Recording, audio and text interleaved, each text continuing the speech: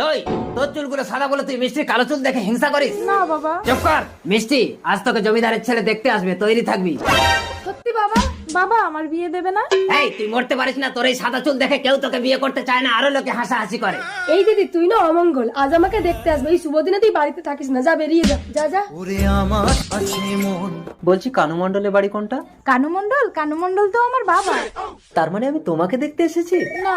আহা লজ্জা পাচ্ছ কেন? আমি সুফল, তোমাকে আমার ভীষণ ভালো লেগেছে, বিশেষ করে তোমার বিদেশি হেয়ার কালার।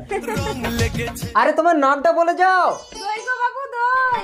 দই, তুমি একদম আলাদা। I love you, I love you দই। বাবা সুফল, তুমি মেয়ের মুখ না দেখে বিয়ের ডেট পাকা করে নিলে, মুখটা দেখা মিষ্টি। আমি আপনার মেয়েকে দেখেছি। না না, এই মিষ্টি না, ওর মাথার চুলগুলো সাদা ছিল। কি নাম যেন ওর? দই। হ্যাঁ দই, দই। ওকে আমার ভীষণ ভালো লেগেছে। ও তো আমার বড় মেয়ে। হ্যাঁ, ওকে বিয়ে করবো। আসি আঙ্কেল। ঠিক আছে 28 তারিখ, তাহলে দইয়ের সাথেই তোমার